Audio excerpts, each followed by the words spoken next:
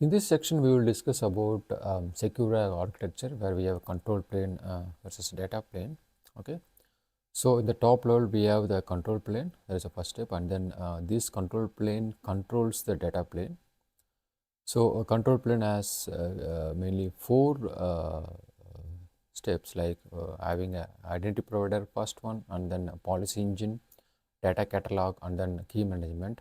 So this controls or governs the data plane where we do have actual processing and inference. In the data plane, we have ingestion, indexing, retrieval, generation, and response filtering. Finally, it gives to the user, and also audit and observability layer beneath the data plane. So let us start discussing about the control plane and how we can able to govern the data plane using the control plane. Here, the first one is the identity provider. So it authenticates users and services, like we already discussed in the previous section. Like each user or a service has to be identified properly, and then if that particular user or service has an authorization, then only it is allowed to access the data. So that's the first step. And then we also have user attributes and context and all those steps. So based upon that only it can able to access. And also while transporting, there will be a transport layer security tokens between the services or the users. Okay, that's first thing. And the second one is the policy engine. Okay, so in the policy engine we have access rules. So what are the rules we are going to put on place of data plane that can be given in the policy engine? Okay, so which decides who and what has to be allowed to access the data, and this is a central place where you can govern the entire data plane. Okay, so whenever there is a change in policy, directly go to that particular policy engine and then change the policy of that particular document and how to access, then it will be applied in the data plane. So no need to do in a separate places. So be everything governed in one particular place in one particular policy engine. Okay, so this is how the control plane sits on top of the data plane. And also we have attribute based access control and role based access control and audit decisions. So that's about policy engine. Next we have data catalog. Okay, so if you don't have a proper classification or tagging or a lineage, then definitely you can't be able to segregate the data or you can't be able to secure the data. So the first step will be having a proper classified data, and this data catalog tracks what data exists and how sensitive it is. Okay, without the classification or tagging, you can't do that one. So you should make sure that your data is properly classified and tagged. And lineage gives the lineage of the data flow from starting to the end. Like for example, from the actual raw document to the queries, like how actual data flows. Okay, so that data lineage has to be there.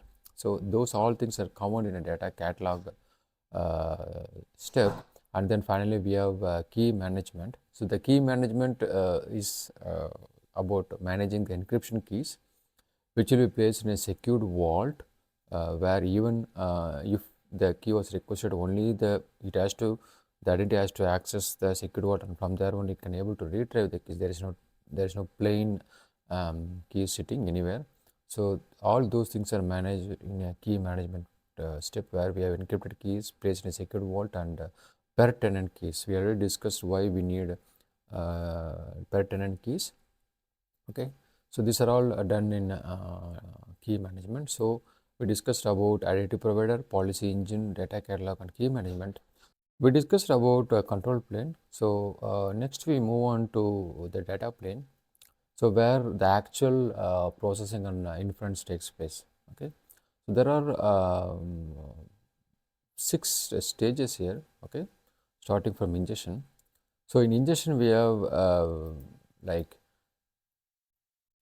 this is the first step where we ingest the actual raw document, either it may be a PDF or a Word document, any other kind of document where we ingest in order to have that in the RAG system. Okay, we bring the document from approved sources, and documents are normalized, that is cleaned up. Okay, and then they are classified. Okay, so what are these documents, and overall can access and give proper tags for those sensitive data. So and then we chunk the documents. Okay, so here it automatically classifies based upon sensitivity tag. Okay, so we need to give proper tags based upon your business requirements or your scenario. You can give the tags if it is personal identifier information and confidential information, how it can be tagged that based upon a business scenario, you can have it. So once you properly tagged and classified the documents, then it is very easy in further stages where you can able to restrict or process, how we can able to process those documents based upon the tags. Once it is done, that is the classification and the tagging is done, then we can chunk the documents. Okay, so we already discussed in the previous videos why we need to do chunk the document, because you can't have the entire document put it in converted to embeddings and put in a database. So you need to properly chunk. So there are different methods like how you are going to do. So that is a more technical side. We are going to discuss only how we can have a framework of secure drive. Okay, so you are going to chunk the documents into smaller pieces, and then we process for the next step. So here, as I already mentioned, the tagging part is a very crucial part where you will able to properly enforce the restrictions later. And then the second one is indexing. So this is where you generate the embeddings. Yeah, so let me check.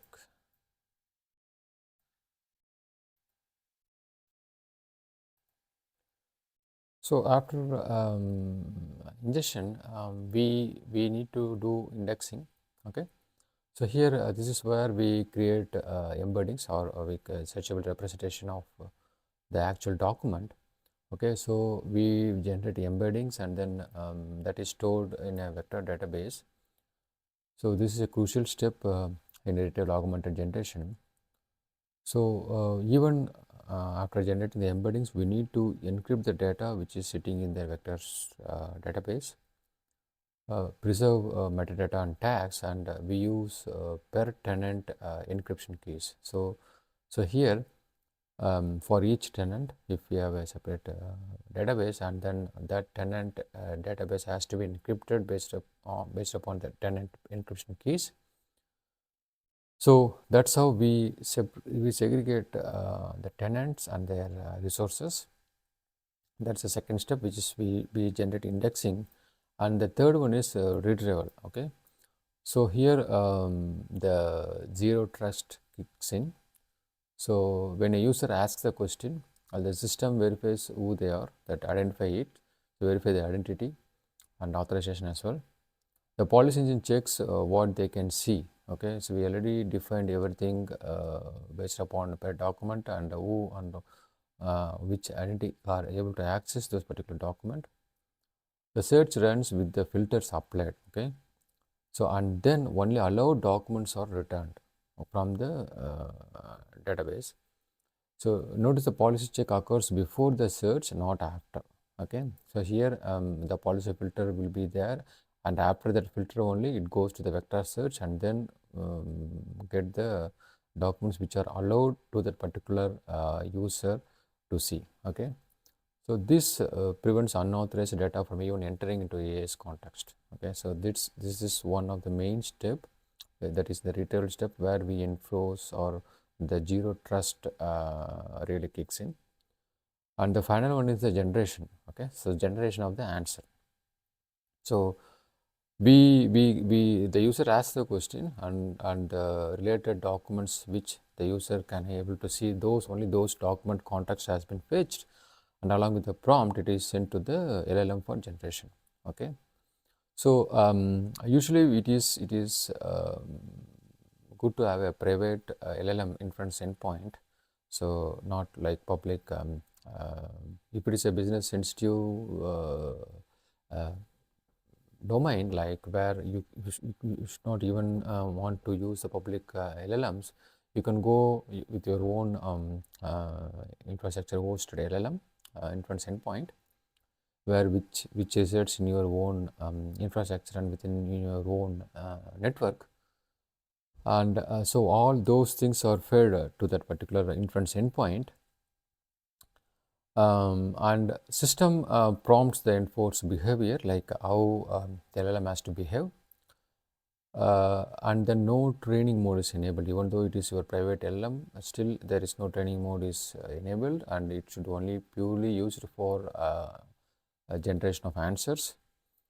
The LLM sees only the allow list, like the policy allowed, that not the entire knowledge. Okay, so we already did that filter in the policy filter. Only those particular documents are rated and given. So the LLM will have the context, the prompt, and the context is very limited only to that particular question asked. Okay, so that way, in the generation step, we securely generate the answer only based upon the given context, and the context was already pre-filtered based upon the policy filter during the retrieval stage. Okay. So after generation, we have a response filtering. So if by any chance the response have the personally identified information, that has to be redacted. So that will be done in the response filtering. And then there is a citation required, then citation will be presented to the end user, and the groundnut check will be checked, like based upon the citation and based upon given context and the citation. So whether the answer is grounded to the truth, that will be checked, and final policy check before giving answer to the user. So those things are done in response filtering. So mainly redirecting the personal information, and then citations, and then how grounded is the answer. You can give a score like 95% grounded to the answer, something like that, such that the human or the user who finally evaluating the answer can have a judgment, like how related this particular answer to that question, and how strong it is grounded to the citation, all the stuff. Okay. And then finally we have the sixth layer, which is audit and observability layer. Here everything is logged for compliance, like all decisions are logged. So who accessed what and when and why, the purpose also, and the policy decisions as whether it is allowed or denied, response quality metrics. So mainly auditors love this, like, because you can put exactly who saw and what and why. So this everything takes place in audit and observability layer, where all the decisions are logged, tamper evidence storage, anomaly detection. If there is any anomalies in the behavior of LLM or in the entire system itself, we can easily identify here. It is very useful for compliance reporting. So each and every step was audited, and then you can see why, who, and on what basis they access the documents or the data. So this is for the tracking who accessed what, when, and why, and for policy decisions in place, and then finally response quality metrics also there in audit and observability layer. So we discussed like how from the data plane, like from the control plane, how we can able to control or govern the entire data plane. So this is how it flows, like identity policy is flown down into every step of data plane. Consistently, the policy is enforced at every stage. So there is a proper auditability, and we can if we have this system, we can have a scalability, like each and every tenant can have their data secured, and we can have multi-tenant setup also. And by design, it meets the compliance. So this is about how we can have a secure architecture, like by having a control plane which controls the data plane, and we discuss each and every step. In the next section, we will discuss about data governance framework, how we can implement it for the secure RAG system.